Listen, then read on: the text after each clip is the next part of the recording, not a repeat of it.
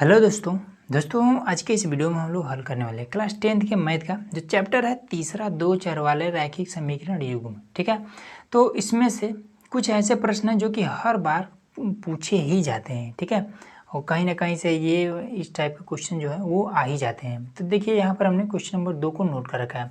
और देखिए एक चीज़ और कि ये जितने भी आप प्रश्न देख रहे हैं ये सभी के सभी आपके प्रश्नावली जो है 3.3। ठीक है, तो वहीं से हमने इस सभी को लिया है। ठीक है, तो चलिए इसका आसान तरीका क्या है देखते हैं। तो यहाँ पर हमने क्वेश्चन नंबर 2 को नोट कर लिया और क्वेश्चन नंबर 1 को हमने ऑलरेडी बता दिया। ठीक है, सो करना कुछ नहीं था, बस प्रतिस्थापन विधि से हल करना था जो कि हमने बता दिया है और उसका भी लिंक आपको डिस्क्रिप्शन में नीचे मिल जाएगा।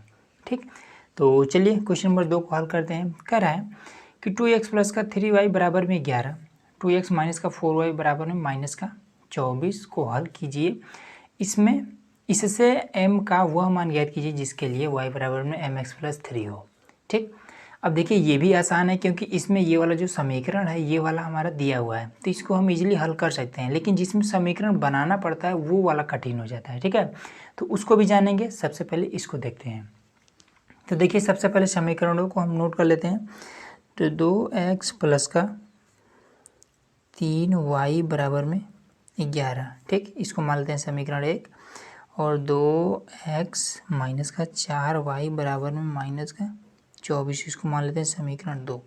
अब इसमें कहीं पर भी नहीं दिया है कि आप प्रतिस्थापन विधि से हल कीजिए या फिर विलोपन विधि से हल कीजिए, तो हम लोग क्या करते हैं जो विधि आसान है उससे हम लोग हल कर देते हैं। ठीक है, तो हम क्या करते हैं कि विलोपन विधि से हल कर देते हैं। ठीक, तो चलिए, और जिसमें दिया रहेगा कि विलोपन विधि से हल करिए या फिर प्रतिस्थापन विधि से हल करिए तो हम उसी विधि से हल करेंगे। ठीक है, तब जाके पूरा नंबर मिलेगा। तो चलिए इसको कर देते हैं। विलोपन विधि में हमें करना क्या होता है कि किसी एक को हमें बराबर करना होता है। ठीक है, या फिर ये जो y वाला है जितना ये होना चाहिए उतना ही ये भी होना चाहिए। ठीक है, और चिन्ह भी बराबर होना चाहिए।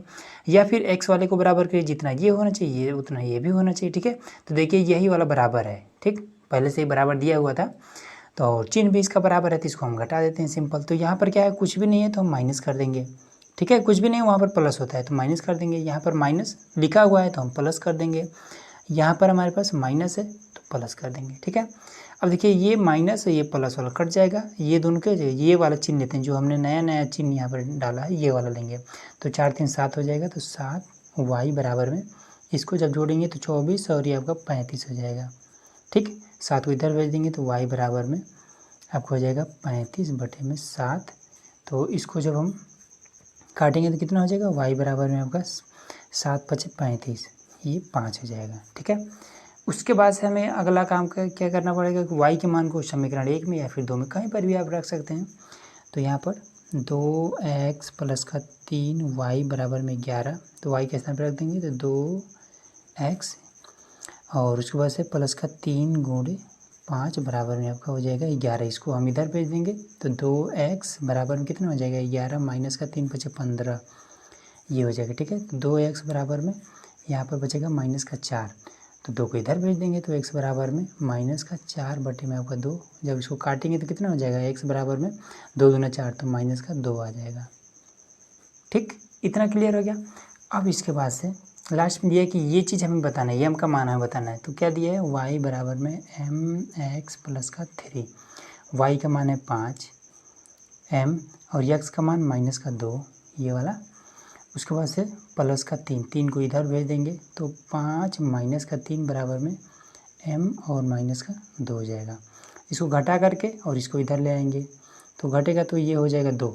अब ये वाला गुणा कर इधर आएगा तो भाग करने लगा, तो माइनस का 2 भाग करने लगा 2 के साथ बराबर में m।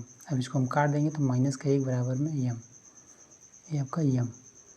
तो बस आपका x का, y का और m का तीनों का मान निकल गया। तो इस तरीके से आपका आंसर हो गया। ठीक है, अगला देखिए जो कि मोस्ट इम्पोर्टेंट है, क्वेश्चन नंबर 3 है। ठीक है, इसमें देखिए कह रहा है कि निम्न समस्याओं में रैखिक समीकरण युग्म बनाइए और उनके हल प्रतिस्थापन विधि से ज्ञात कीजिए। ठीक है, तो इसको हमें क्या करना है, प्रतिस्थापन विधि से हल करना है। तो देखिए क्वेश्चन नंबर जो तीसरा है इसमें टोटल 5 क्वेश्चन दिए गए हैं, तो जिसका हमने क्वेश्चन नंबर 1 यहाँ पर नोट कर लिया, 4 और भी हैं। ठीक है, 6 क्वेश्चन है शायद। तो चलिए बारी बारी से सबको हल करते हैं। तो देखिए यहाँ पर हमारा फर्स्ट नंबर क्वेश्चन है, कह रहा है कि दो संख्याओं का अंतर 26 है, एक संख्या दूसरी संख्या की 3 गुनी है, उन्हें ज्ञात कीजिए। ठीक है, तो यहाँ पर सबसे पहले दो संख्याओं का अंतर, अब वो कौन कौन संख्या है जिसको घटाने पर 26 आ जा रहा है, तो ये तो हमें पता नहीं है तो हम मान लेते हैं। ठीक है, तो यहाँ पर हम लिखेंगे कि माना पहली संख्या, ठीक है, पहली संख्या हम मान लेते हैं कि x है और दूसरी संख्या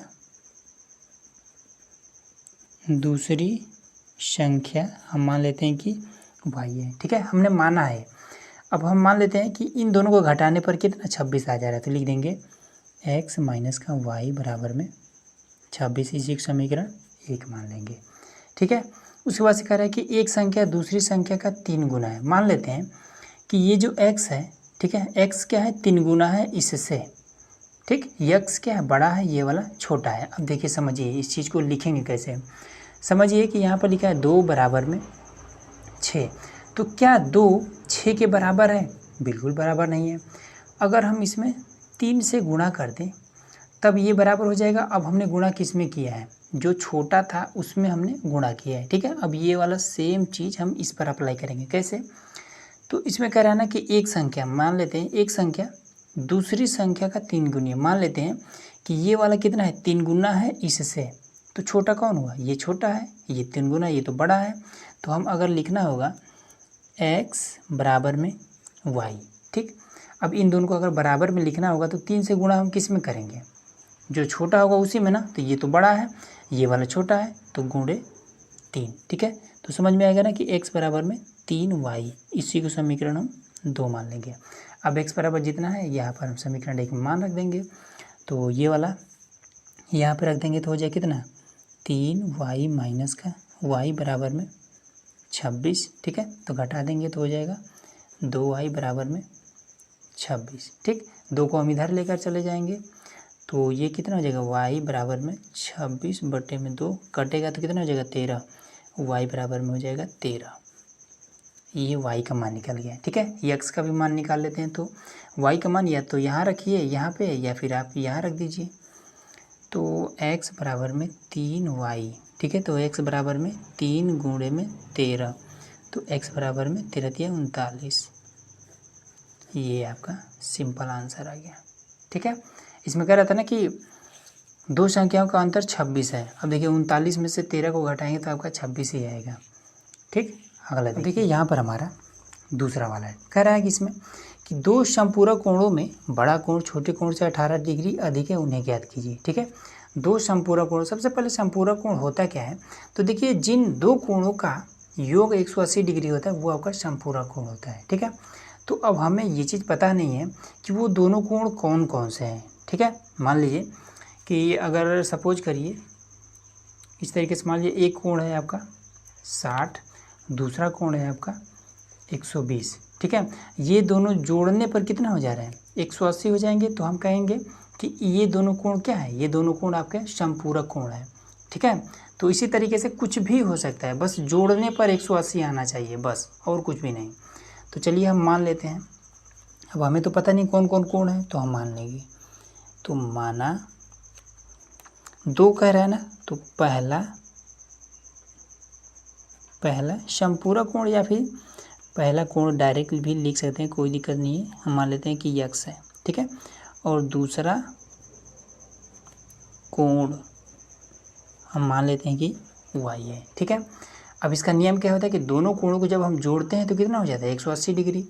तो x प्लस का y ये आपका हो जाता है 180 डिग्री, ठीक है। तो इसी को हम मान लेते हैं समीकरण 1। ये चीज़ क्लियर हो गया। अब इसके बाद से दूसरा कह रहा है कि जो बड़ा कोण है छोटे कोण से 18 डिग्री अधिक है, ठीक है। तो किसी एक को भी हम बड़ा मान लेते हैं। तो मान लेते हैं कि कौन सा बड़ा है, मान लीजिए x ही बड़ा है, ठीक है। तो x बराबर में y, ठीक। अब देखिए यहाँ पर भी जैसे हमने क्वेश्चन नंबर 1 में बताया था वैसे ही इसमें भी करेंगे, ठीक है। अब देखिए अगर आप बड़ा इसे मानेंगे तो इसमें 18 जोड़ेंगे, अगर इसे बड़ा मानेंगे तो इसमें 18 जोड़ेंगे, ठीक है। हमने बताया था ना जैसे कि 5 बराबर में 7, ये क्या दोनों बराबर है? नहीं, ये कम है, तो 2 इसमें जोड़ेंगे तब ये बराबर होगा, ठीक है। तो छोटे वाले में जोड़ घटाव गुणा जो भी करना होगा छोटे वाले में ही करेंगे। तो इसमें हमने क्या माना है? हमने मान लिया कि x ये बड़ा है, ये वाला छोटा है, तो इसमें हम 18 जोड़ देंगे, ठीक है, 18 डिग्री। अब इसको क्या कर देंगे कि x बराबर ये इतना मान निकल गया, तो यहाँ पर हम मान रख देंगे। तो x का मान क्या है? y प्लस 18, तो यहाँ पर रखेंगे वाई प्लस का 18 और प्लस का वाई बराबर में 180 डिग्री। ठीक, अब इसी को हल कर देते हैं। ये समीकरण 2 मान लीजिए ज़्यादा हो तो। अब इसको क्या करेंगे, 2y इसको इधर भेज देंगे, 180 माइनस का हो जाएगा 18, इसको घटा देंगे, 2y बराबर में घटेगा तो कितना हो जाएगा 70, 62 हो जाएगा 100। अब ये 2 को इधर ले जाएंगे तो y बराबर में 162/2, तो y बराबर कितना हो जाएगा 2/16, 2 1 2, 81 डिग्री। ठीक, तो इसमें कह रहा था ना कि देखिए दूसरा जो कोण है वो आपका कितना आ चुका है, 81 डिग्री है। ठीक है, तो अब पहला कोण देख लेते हैं कितना होगा। तो हम क्या कर देंगे, y का मान यहाँ पे रख दीजिए या फिर यहाँ पे रख दीजिए। तो x बराबर में y प्लस का 18, तो x बराबर में 81 प्लस का 18। ठीक है, y के स्थान पर मान, तो x बराबर हो जाएगा 99। सिंपल आपका आंसर आ गया। ठीक है, पहला जो बड़ा कोण था वो 90 डिग्री का था, दूसरा जो छोटा कोण था वो आपका 81 डिग्री का था। ठीक, क्लियर हो गया। यहाँ पर हमारा थर्ड नंबर है। ठीक है, तो इसको भी चलिए फटाफट करते हैं। तो इसमें देखिए करना कुछ नहीं, बस आपको समीकरण बनाना आ जाना चाहिए। ठीक है, तो कह रहा है कि एक क्रिकेट टीम के कोच ने 7 बल्ले तथा 6 गेंद 3800 में खरीदा। बाद में उसने 3 बल्ले और 5 गेंद 1750 में खरीदा। प्रत्येक बल्ले और प्रत्येक गेंद का मूल्य बताना। मतलब कि इसमें कह रहा है कि एक बल्ला और एक गेंद का मूल्य कितना होगा, ये चीज़ हमें अलग अलग बताना है। ठीक है, देखिए 7 बल्ला और 6 गेंद का टोटल मूल्य जो है 3800 रुपये, और 3 बल्ला और 5 गेंद का मूल्य यहाँ पर 1750 दिया हुआ है। तो देखिए, तो एक एक बल्ला और एक गेंद का मूल्य हमें नहीं पता है, तो हम मान लेंगे कि माना एक बल्ले का मूल्य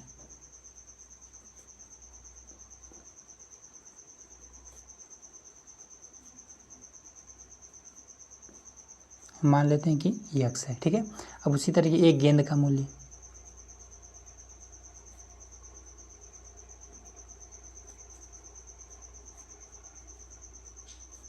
हम मान लेते हैं कि y है। ठीक है, अब सपोज करिए अगर एक गेंदा एक बल्ला अगर x रुपये का है तो 7 बल्ला कितने का आएगा, 7x का, तो यहाँ लिख देंगे 7x। अब एक गेंद y रुपये का है तो 6 गेंद कितना का हो जाएगा, 6y का, प्लस में 6y। अब इन दोनों का मूल्य जब जोड़ते हैं तो कितना है यहाँ पे 3800। सिंपल आपका 3800 रुपये का समीकरण 1 ये आपका बन गया, आसान था। ठीक है, अब इसी तरीके से दूसरा वाला भी 3 बल्ले का मूल्य, तो एक बल्ले का मूल्य हमने माना x, तो 3 बल्ले का 3x। ठीक है, तो हम यहाँ पर लिख देंगे, यहीं पर आप लिख सकते हैं कि प्रश्नानुसार। ठीक है, इधर अगर स्टेप बाय स्टेप लिखे तो प्रश्नानुसार, और उसके बाद से ये दूसरा नियम बता रहा है ना, दूसरा कंडीशन दिया है तो लिख देंगे द्वितीय प्रश्नानुसार, द्वितीय प्रश्नानुसार। ठीक है, मैं थोड़ा सा शॉर्टकट में ही लगा देता हूँ, ये चीज़ आपको लिख लेना है। ठीक, अब इसके बाद से 3 बल्ले का मूल्य तो हो जाएगा 3x प्लस का 5y, 5y बराबर कितना 1750। समीकरण दूसरा हो गया। ठीक है, अब इससे हमें क्या करना है, प्रतिस्थापन विधि हल करना है, शुरू में ही बताया हुआ था। तो चलिए किसी एक समीकरण को ले लेते हैं, तो चलिए इसी को ही ले लेते हैं। तो 5y को इधर भेज देते हैं, तो 3x बराबर में आपका हो जाएगा 1750, ये इधर आ जाएगा तो माइनस का 5y हो जाएगा। 3 को भी इधर कर देते हैं, तो x बराबर में 1750 माइनस का 5y, 3 यहाँ पर गुणा कर इधर आएगा तो भाग करने लगेगा सबके नीचे। ठीक है, अब यहाँ से हमें x का मान निकल गया ये पूरा, तो हम इसको उठाएंगे, आप समीकरण 1 में रख देंगे x के स्थान पे। ठीक है, 2 को हमने हल किया है इसलिए समीकरण 1 में यहाँ पे रखेंगे। तो चलिए इसको रख देते हैं, तो यहाँ पर हो जाएगा 7। ठीक है, 7 फिर x के स्थान पे ये इतना पूरा, तो हो जाएगा 1750 माइनस का 5y बटे में 3। ठीक है, उसके बाद से प्लस का 6y, तो प्लस का 6y बराबर में कितना है 3800 है, 3800 कर देंगे। ठीक है, अब इसके बाद से क्या कर देंगे, 7 से इसमें गुणा कर देंगे और हर भी बराबर कर देंगे।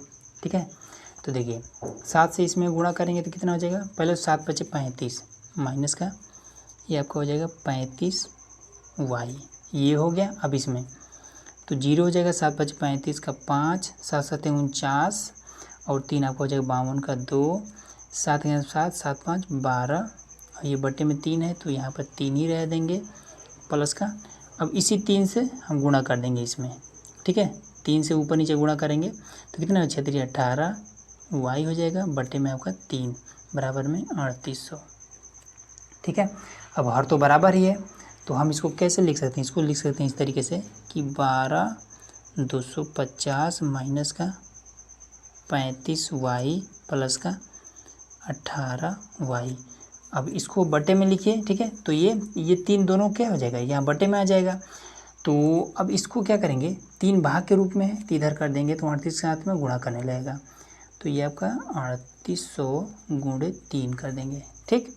अब इसको घटा देंगे तो सबसे पहले इसको तो हम इधर लेके चल जाएंगे और इसको घटा देंगे। तो जब घटाएंगे तो कितना हो जाएगा आपका, तो यहाँ पर आपका हो जाएगा 35 25 25 20 और आपका हो जाएगा 17, तो यहाँ पर 17 हो जाएगा 17 वाई और इसका इसमें 0, ये आपका 0 और 24 का 4, 3 3 का 9 2 11।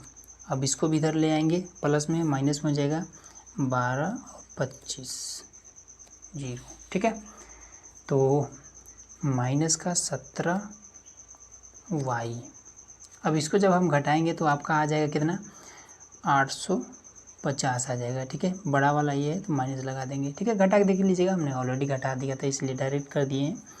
तो इस माइनस से ये माइनस कट जाएगा तो वाई बराबर में 17 को इधर भेज देंगे, 17 50 बटे में 85 850 बटे में 17 17 पचे 85 5, ठीक है। तो वाई बराबर में अब कितना है 5, ये एक 0 बचा है तो 0 ये चीज़, ठीक है। तो ये वाई किसका मान आ गया, एक गेंद का मूल्य कितना है 50 रुपये, ये चीज़ आ गया। अब चलिए निकाल लेते हैं कि x का मान कितना है।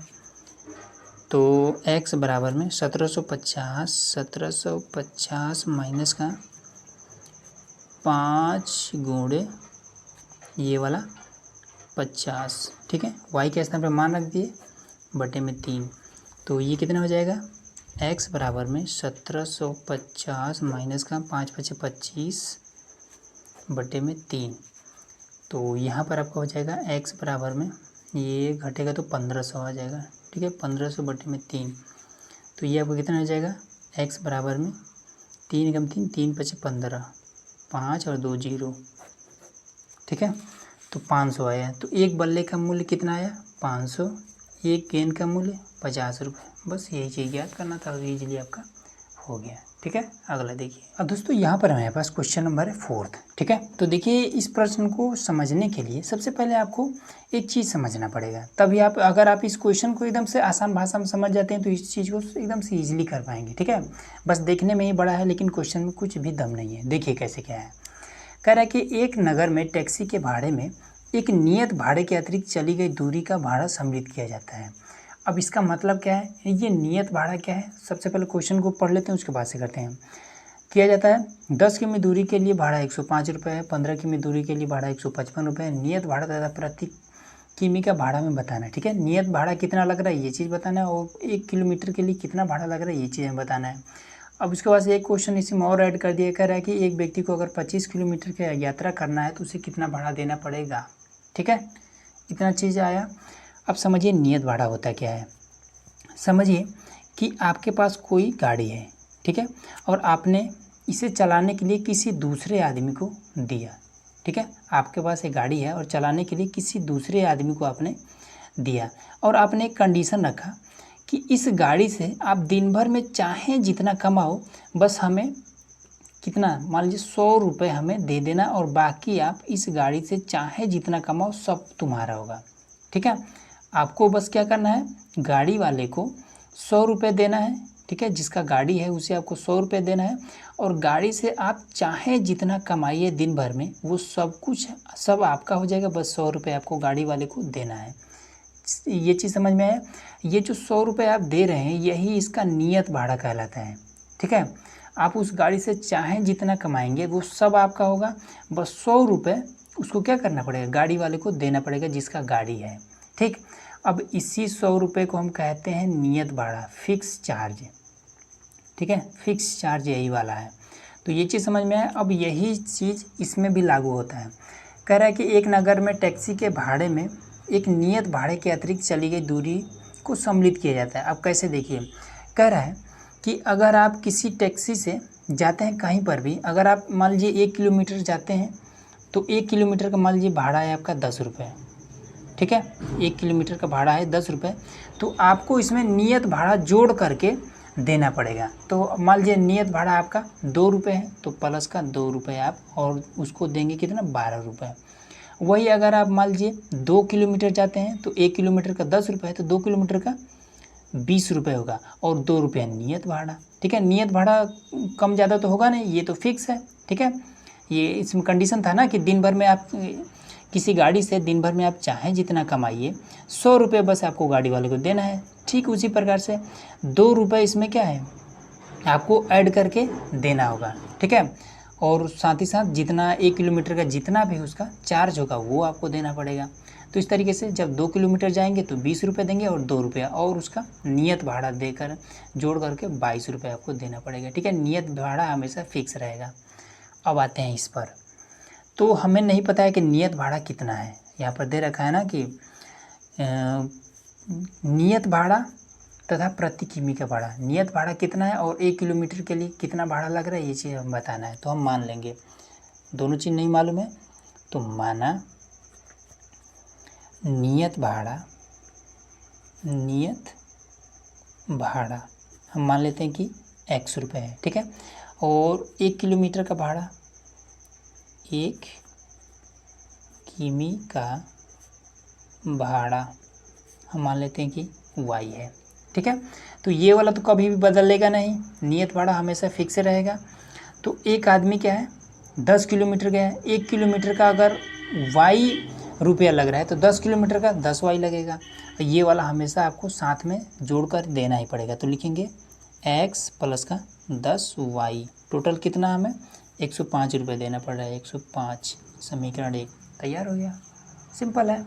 दूसरा कह रहा है कि एक आदमी 15 किलोमीटर जाता है तो उससे 155 रुपये देना पड़ता है। तो इसमें क्या है, नियत भाड़ा जोड़कर ही दिया होगा ना, क्योंकि नियत भाड़ा तो भाई सबको देना ही पड़ेगा। तो x प्लस का 15 किलोमीटर गया, 15y 155 दिया, ये आपका दूसरा समीकरण तैयार हो गया। ठीक है, अब चलिए इसको प्रतिस्थापन विधि से हल कर लेते हैं। तो समीकरण 2 को ही ले लेते हैं, इसको हम इधर भेज देते हैं। तो x बराबर कितना हो जाएगा, 155 माइनस का 15y। ठीक है, अब क्या करेंगे, समीकरण 2 को हमने हल किया है ये वाला, तो इसको उठाएंगे और समीकरण 1 में x के स्थान पर रख देंगे। तो हो जाएगा 155 और माइनस का 15y प्लस का 10y बराबर में 105। ठीक, अब इसको घटा देंगे तो माइनस का 5y और 105, और ये वाला इधर जाएगा तो 155। इसको जब घटाएंगे तो कितना आ जाएगा, माइनस का 5y जब घटेगा तो हो जाएगा 50, वो भी माइनस का क्योंकि ये बड़ा है इसका चिन्ह।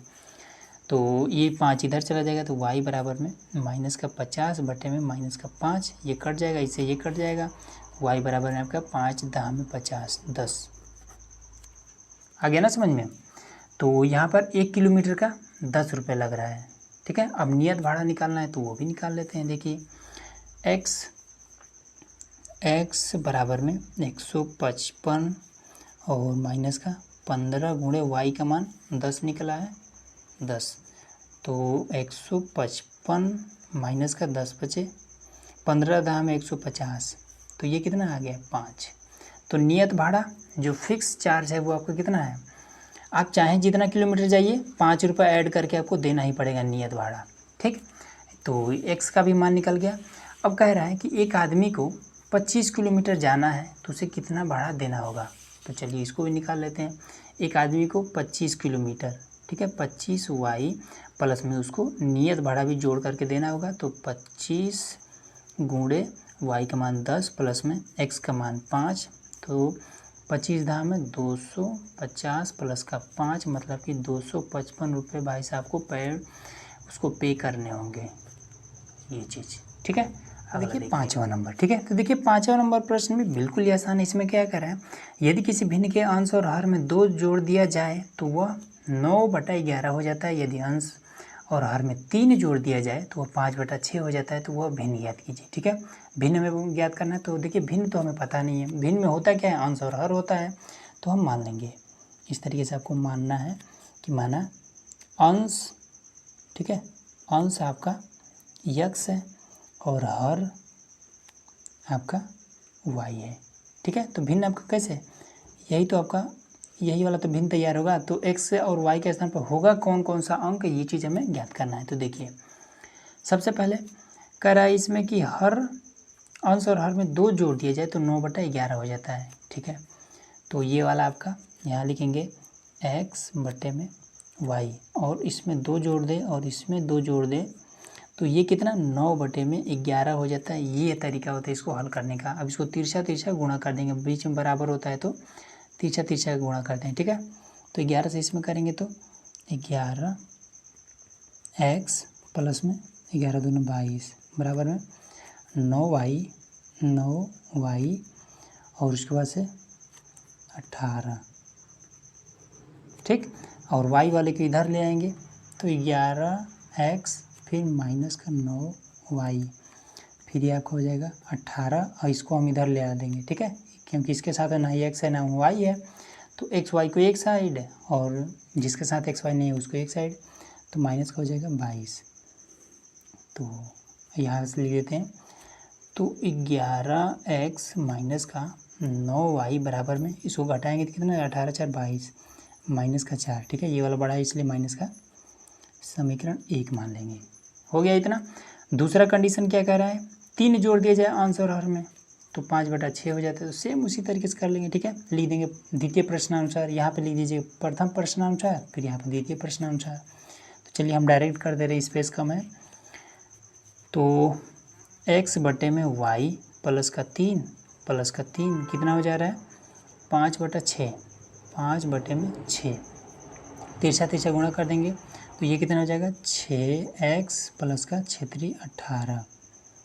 फिर इसको हम इधर लेके चले जाएंगे, ठीक है। तो यहाँ पर नीचे है ये y+3 यहाँ पे भाग कर इधर जाएगा तो 5 के साथ में गुणा करने लगेगा तो ये 5y हो जाएगा प्लस का 5×3 15 हो जाएगा। अब इसको हमें इस तरफ बुला लेते हैं तो 6x माइनस का 5y बराबर में 15 है, इसको हम इधर कर लेंगे तो 18 हो जाएगा। तो घटा देंगे तो 6x माइनस का 5y बराबर में कितना हो जाएगा माइनस का 3। समीकरण दूसरा हो गया ना इतना।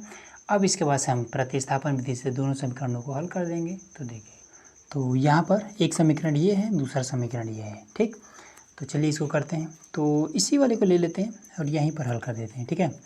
तो यहाँ पर 6x बराबर कर लेते हैं माइनस का 3 और इसको हम इधर ले आते हैं, ठीक है। माइनस में तो प्लस में हो जाएगा 5y, ठीक है। 6 को भी इधर भेज देते हैं तो x बराबर में माइनस का 3 प्लस का 5y बटे में हो जाएगा 6, ठीक है। गुणा कर रहा है इधर जाएगा भाग करने लगेगा, ये चीज़ यहाँ पे मिल गया, ठीक। अब इसको उठाएंगे और समीकरण 1 यहाँ पर इस वाले में हम x के स्थान पर ये वाला पुट कर देंगे। चलिए कर देते हैं। तो यहाँ पर देखिए 11 है तो लिख देंगे 11, उसके बाद से x के स्थान पर ये वाला इतना माइनस का 3 प्लस का 5y बटे में 6, ये 6 है और उसके बाद से माइनस का 9y माइनस का 9y बराबर में माइनस का 4। अब इसको हल कर लेते हैं। तो इसका इसमें गुणा कर देंगे तो 11×3 33 माइनस का हो जाएगा 33, 11×5 55। तो ये आपका कितना हो जाएगा प्लस का 55, ठीक है, y बटे में 6 माइनस का 9y बराबर माइनस का 4। अब हर बराबर कर लेते हैं, ठीक है। 6 से ऊपर नीचे गुणा कर देंगे तो ये माइनस का 33 प्लस का 55y। जब 6 से ऊपर नीचे जब गुणा करेंगे तो कितना हो जाएगा 9 6 54 हो जाएगा, माइनस का हो जाएगा 54y, ठीक है, बटे में 6। तो 6 को हम इधर भेज देते हैं तो 6 चौका 24 हो जाएगा माइनस का 24। ठीक है, यहाँ पर नीचे भाग के रूप में यहाँ पर 6 लिखते तो उसी को हम इधर भेज दिए हैं, गुणा करने लगा है 4 के साथ, तो 6 चौका 24 हो गया। अब इसको भी इधर भेज देते हैं। अब इसको हम जब घटाएंगे तो 55 में से 54 जाएगा तो बचेगा y, 1 बचेगा, और ये वाला इधर तो माइनस का 24 प्लस का 33। ठीक है, ये माइनस में है, इधर जाएगा तो प्लस में हो जाएगा। अब इसको हम क्या कर देंगे, घटा देंगे, तो ये कितना हो जाएगा, 24 6 30 9 बचेगा, y बराबर में 9। ठीक है, अब यहाँ पर हम ये रख के y का मान, x का मान निकाल लेंगे, तो x बराबर में माइनस का 3 प्लस में 9 पचे 45 बटे में आपका 6, तो x बराबर में इसको हम घटा देंगे तो कितना हो जाएगा, 42 बचेगा बटे में 6, तो x बराबर में आपका 7। सिंपल आपका आंसर हो गया। ठीक है, y बराबर 9, x बराबर में 7, तो भिन्न हमारा कितना आएगा, भिन्न हमारा 7 बटे में 9 ये आ जाएगा। ठीक, अगला और लास्ट देखिए। अब दोस्तों यहाँ पर हमारे पास क्वेश्चन तीसरा का ये 6 नंबर है। ठीक है, तो जो कि बहुत ही आसान प्रश्न है और इम्पोर्टेंट भी है। कह रहा है कि 5 वर्ष बाद जैकब की आयु उसके पुत्र के आयु से 3 गुनी हो जाएगी। ठीक है, और उसके बाद से कह रहा है कि जबकि 5 वर्ष पूर्व जैकब की आयु उसके पुत्र के आयु के 7 गुनी थी, तो उनकी वर्तमान आयु क्या है, ये चीज़ हमें बताना है। तो देखिए इस तरीके जब ये आपका 5 वर्ष बाद या फिर ये पूर्व इस तरीके का कुछ आता है, तो देखिए सबसे आसान तरीका क्या है, सबसे पहले इनकी वर्तमान आयु हमें बताना है, तो ये चीज़ तो हमें पता ही नहीं, तो हम मान लेंगे। ठीक है, माना जैकब की वर्तमान आयु, जैकब की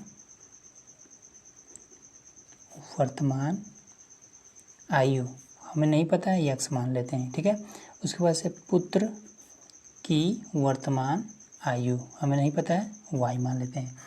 अब देखिए जैकब क्या है, इसका पिता है, मतलब कि इसका उम्र हमेशा बड़ा होगा, ये हमेशा होगा तो छोटा ही होगा। ठीक है, पुत्र है तो इसमें देखिए क्या करेंगे, सबसे पहले इसमें कह रहा है कि 5 वर्ष बाद। ठीक है, बाद मतलब जितना इस समय है इससे हम अगर बाद में जाने के लिए क्या करना पड़ेगा, हमें आगे जाना पड़ेगा, मतलब जोड़ना पड़ेगा। ठीक है, ऐड करना पड़ेगा, तो 5 वर्ष बाद, तो जब बाद का है तो इस 5 को हमें इन दोनों की उम्र में बढ़ा देना है, तो x बराबर में y लिखेंगे। ठीक है, 5 इधर ही बढ़ा देंगे और 5 इधर ही बढ़ा देंगे। ठीक है, अब हमने दोनों की उम्र को हमने बराबर लिख दिया है, तो क्या ये पिता और पुत्र कभी भी दोनों की उम्र बराबर हो सकती है, नहीं बराबर हो सकती है। तो छोटा कौन है, ये वाला। ठीक है, तो छोटे पर ध्यान देंगे। देखिए उसके बाद से कह रहा है कि बाद जैकब की आयु पुत्र की आयु से 3 गुनी हो जाएगा। ठीक है, अब 3 जो है ये 3 और गुना, मतलब कि 3 का हमें गुणा करना है, किस में गुणा करना है, तो जिसकी उम्र छोटी होगी उसी में गुणा करेंगे। क्यों छोटे में क्यों गुणा करेंगे, ये चीज़ हमने इस क्वेश्चन से पहले ही हमने कई वीडियो में बता दी है। ठीक है, जैसे कि यहाँ पर फिर से समझा दे रहे हैं कि 2 बराबर में 4, ये दोनों बराबर हैं, नहीं बराबर है, इसमें 2 से गुणा कर दे तो ये दोनों बराबर हो जाएंगे। ठीक है, तो हमने छोटे वाले में गुणा किया है। उसी तरीके से पिता की उम्र और पुत्र की उम्र दोनों बराबर हैं। ठीक है, लेकिन ये क्या है, ये छोटा है ना, तो 3 से गुणा हम छोटे वाले में करेंगे। ठीक है, अब इसको हल कर देते हैं फटाफट, तो x प्लस का 5 बराबर में 3y प्लस का 15। ठीक है, 3 से गुणा कर दे इसमें, अब y को इधर, इसको इधर ले आएंगे, तो x माइनस का 3y बराबर में आपका है 15, इसको इधर लाएंगे तो माइनस का 5 हो जाएगा, तो x माइनस का 3y बराबर में हो जाएगा आपका 10। समीकरण 1 रेडी हो गया। ठीक है, अब इसके बाद से ये हम लिख देंगे प्रथम शर्तानुसार, यहाँ पर लिख देंगे द्वितीय शर्तानुसार। ठीक, तो चलिए दूसरा शर्त क्या कह रहा है, कह रहा है कि 5 वर्ष पूर्व जैकब, अच्छा पूर्व कह रहा है, मतलब कि जितना इनकी वर्तमान आयु है उससे हमें पहले जाना है, पीछे जाना है, तो घटाना पड़ेगा। 5 वर्ष अब घटा देंगे, जैसे ये काम किया सेम इसका अपोजिट, x माइनस का 5 बराबर में y माइनस का 5। ठीक है, अब दोनों की उम्र यहाँ पर हमने बराबर में लिखा है, लेकिन बराबर तो है नहीं, तो इसके बाद से क्या है, जैकब की आयु पुत्र की आयु से 7 गुनी थी, 7 गुनी। ठीक है, तो गुनी अगर कहीं पर भी आ जाए तो हमें गुणा करना पड़ेगा छोटे वाले में 7 से। ठीक, अब इसके बाद से हल कर देते हैं, x माइनस का 5 बराबर में 7y माइनस का ये हो जाएगा 35, इस वाई वाले की इधर ले आते हैं, तो एक्स ये माइनस का 7y माइनस का है 35, इसको हम इधर ले आते हैं, प्लस का 5 हो जाएगा। तो x माइनस का 7y बराबर में इसको जगह घटाएंगे तो हो जाएगा 30 समीकरण हो जाएगा। तो ठीक, अब इन दोनों समीकरणों को हम क्या करते हैं, प्रतिस्थापन विधि से हल कर लेते हैं। तो ये हमारा पहला वाला है, तो इसी को हम यहाँ पर कर लेते हैं। तो x माइनस का 3y बराबर में आपका हो जाएगा 10, इसको हम इधर भेज देंगे तो x बराबर में 10, ये आपका प्लस में 3y हो जाएगा। अब इसको हम समीकरण 2 में x के स्थान पे रख देंगे, तो समीकरण 2 यहाँ पर है, x के स्थान पे रखते हैं, तो ये हो जाएगा 10 प्लस में 3y फिर माइनस का 7y बराबर में माइनस का 30, ठीक है, यहाँ पर माइनस का 30 है। तो अब इसको भी हम इधर लेके जाएंगे और इसको क्या हो जाएगा, ये घटा देंगे तो माइनस का 4y हो जाएगा, माइनस का 30, और ये वाला भी इधर जाएगा तो माइनस का 10, तो ये आपका माइनस का 4y और दोनों जुड़ जाएगा तो माइनस का 40 हो जाएगा, इसे एक कट जाएगा तो y बराबर में 40, और ये गुणा कर इधर जाएगा तो भाग करने लगेगा, तो y बराबर में आपका हो जाएगा 10। ठीक है, ये चीज़ क्लियर हो गया। तो y का जो मान मतलब कि पुत्र का जो आयु है, वर्तमान आयु, वो 10 वर्ष का है। अब पिता का निकालना है, तो y के मान को क्या करेंगे, यहाँ पर पुट कर देंगे, ठीक है, या फिर समीकरण 1 में या फिर 2 में, कहीं पर भी आप रख दीजिए, आंसर आ जाएगा। यहीं पर रख दे रहे हैं, x बराबर में 10 प्लस में ये कितना हो जाएगा आपका 3 गुणे y का मान 10, तो कितना हो जाएगा 10 प्लस में 30 मतलब कि 40 वर्ष। तो पिता जो है वो 40 वर्ष का है। ठीक है, तो इस तरीके से हमने इनकी वर्तमान जो आयु है वो हमने ज्ञात कर दिया है। पिता है 40 वर्ष का, पुत्र है 10 वर्ष का। बस यही आपका सिंपल सा आंसर हो गया। ठीक है, इस तरीके से आपका ये प्रश्नावली भी आपका ख़त्म हो गया और ये ही आपके मोस्ट इम्पॉर्टेंट क्वेश्चन थे। तो उम्मीद है दोस्तों ये सारा चीज़ आपको इजीली समझ में आ गया होगा। तो इसलिए चैनल को सब्सक्राइब जरूर करिएगा ताकि आगे आने वाले वीडियो का नोटिफिकेशन आपको इजीली मिल जाए।